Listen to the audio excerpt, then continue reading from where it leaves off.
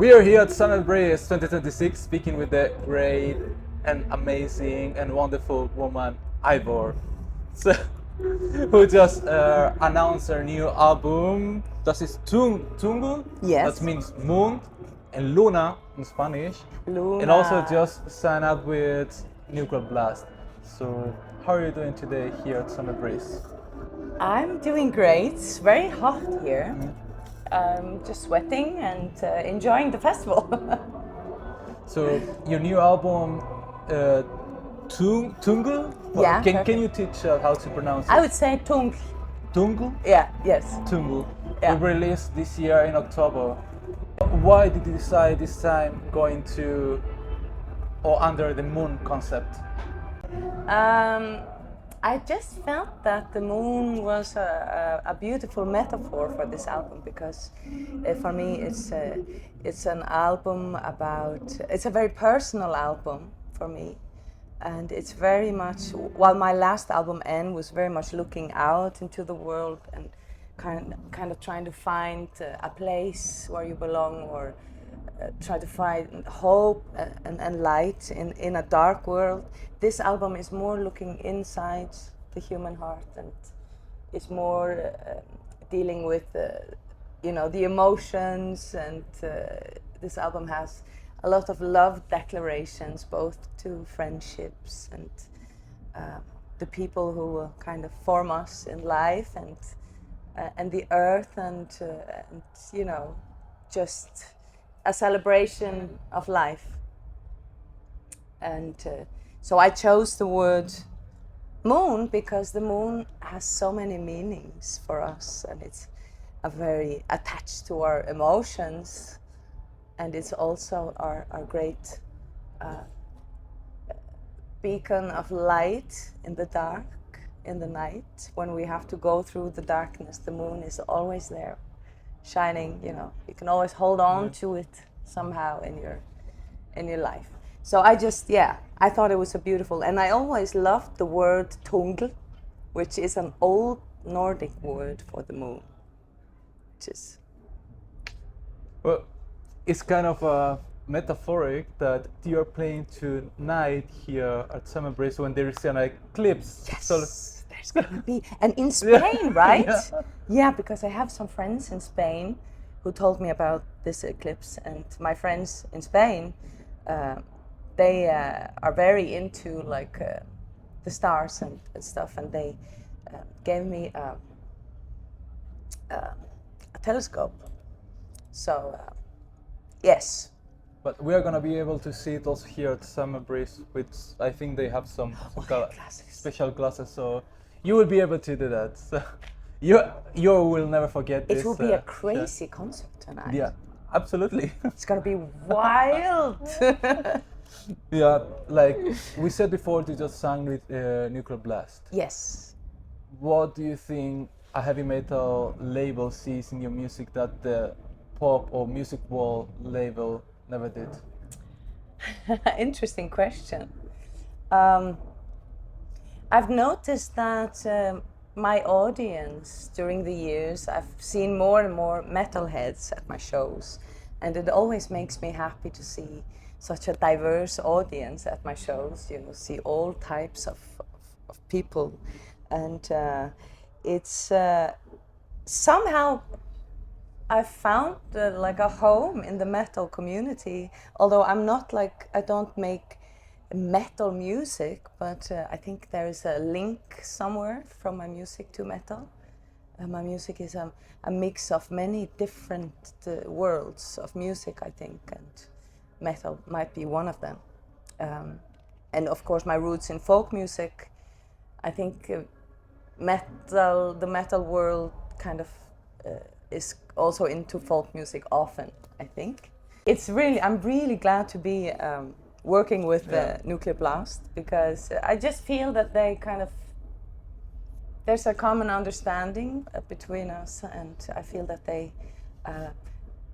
value my music, and they are very respectful. They give me a lot of creative freedom, which is very important to me. So I'm very excited to release this album through Nuclear Blast, for sure. Tonight, you're like you mentioned, you're gonna play with for metalheads, like a crowd that is very aggressive, so to say. Or people say that. I'm So, gonna try and soften their yeah. hearts. What do you know about this audience that the music industry still doesn't? I think this is probably the metal audience is the best audience because it's how can I put it? They're just so passionate and nerdy, extremely nerdy, like about the music. They know everything. Like I'm often like amazed, like how much they've been digging into the background of the songs, and they will know many details that I would never guess. So it's just a very devoted and beautiful audience that I really am very humbled and grateful to have in my life. You just released also 2 singles, Healer and then Dragon Maiden. Yes. So Healer is more about resilience and Dragon Maiden is more about the strength that already exists in you. Yeah. Why choosing these two opposite concepts to be the first taste of the new album? I thought it would be fitting because this album is full of contrasts, and I've always been very drawn to contrasts, like darkness and light, as simple as that. And in my music, I always try to create something out of those two elements, like the wild and ugly, dark stuff mixed with softness and beauty. When those things come together, I always feel that something interesting happens. So I was thinking that it would like kind of reflect the album quite well to release those two as the single tracks. Yeah. So are we gonna have new singles? Any coming? Any? Yes, I have a new single, another single coming out on the 19th, which is like Next week? Yeah, next week. Yeah. So that will be very exciting. And yes, I'm just super excited to share the music with people. But talking about some music that people already know. So John Lunn said that when you sang in The Last Kingdom, he could never put your voice in the sheet. So because it was so hard. So when your voice can be noted, who do you trust to say that, okay, it's done, or take it?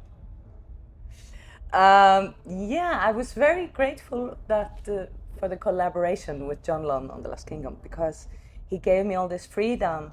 I mean, I can sing if somebody sends me what to sing, I can sing that, but he allowed me to kind of really dig deep within myself and just improvise and express those raw emotions that I felt when I saw and when I heard his music. I felt these kind of very primal, raw emotions from my roots, also in Faroese traditional music, and I was allowed to just completely dive into that, and that's a very free way of singing, which is true. It's you can't like write all those notes down because some of them you can't. Yeah, they don't exist because they are like a bit off and a bit crazy sometimes. So it was just this beautiful experience, a very free experience to be part of that soundtrack. I love him for that, for giving me that opportunity. Your music also opened the Faroese language to an enormous audience, like so many people that they didn't know much about your country, your language, but they discovered that through you. So what do you feel when you see people trying to sing your music in the concert while probably they never spoke any single word from the Faroe language? Yeah. But they try to do it and they also feel touched through that. That's amazing. Yeah, it's really, it blows my mind every time I perform and I see, people sing along to the Faroese lyrics. We are like such a small country. It's like we're 50,000 people who speak Faroese, and you know, a language is such a big part of your identity and your sound as an artist, also as a singer. I'm grateful to get to sing in my language. But I've always loved languages. Languages for me are like instruments. It's like they have different sounds, and it's a creative playground to be able to sing in different languages, I think. Have you ever sung in Spanish? No, not yet. But I have to. I have to like. You have to teach me. Yeah, absolutely. But like you said, metalheads are very passionate, very devoted people. In Latin America, we are even more passionate. I even heard more so. I mean, when I come there, I'm sure I'll just fall in love. Yeah, you have a huge crowd waiting for you since the Last Kingdom, and Really? every year more people ask when Eivør Where's is gonna Eivør? come. Yeah, actually, one of the reasons why we are doing this interview now is because of you guys. Because always when we posted something from Eivør, you made it very. You created a high engagement, and Oh my God! you made us to do this interview. So that's Thank why we are you. asking Eivør. Do you have plans to go to Latin America or to tour through Spain? Oh my God! Yes, it's been on my bucket list for so many years. I wanted to go there and play. It just hasn't happened yet, but now I can tell you that there are some exciting times ahead, and it's gonna happen very soon. So I'm very excited about that. Super. So now Yes. we are inviting you to our land. So maybe you can also invite us to visit your land. What do you recommend us to visit in Faroe Island? Oh yes, okay. So if you come to the Faroe Islands, bring a nice raincoat with you. Other than that, there are so many beautiful places to go. If you like nature, you can go. It's a small place, so doesn't take a long time to drive around, and then you can also take a boat or a helicopter to the beautiful smaller islands. We're 18 islands, so there's a lot of beauty to discover. Do you want to hear us about a specific place, or? No, just because I also want to visit Faroe Yes. Islands. Well, there are like certain spots like Jake and Saxon, and then Mykines is this island where you can go by helicopter, and it's just very beautiful cliffs and beautiful horizon, fresh air, and you should try the food. It's good. I will definitely do that then. So we have a couple of more questions. What do you say to someone who says that folk without guitars doesn't belong to a heavy metal festival? I would say that's bullshit.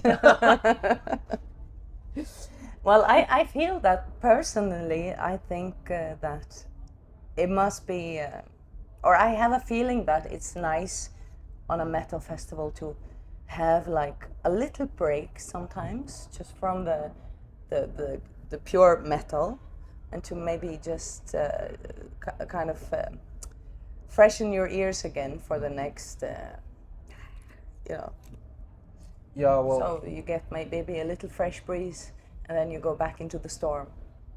yeah, heavy metal is not only about loud music and heavy guitars and stuff. It's But we have quite a lot of heavy guitars on stage tonight, so. So, what was the first song that made you realize that your voice was an instrument? I think my mother was the person who gave me the joy of singing, because she was always singing when I was little, and she taught me how to sing, and she gave me that gift somehow, and it became my way of being in the world from when I was very young. If I was feeling sad, I would sing, and if I was feeling happy, I would sing. So singing is such a healing thing Everyone should do it, I think. It's like a friend in life to be able to sing, and you don't have to sing perfectly.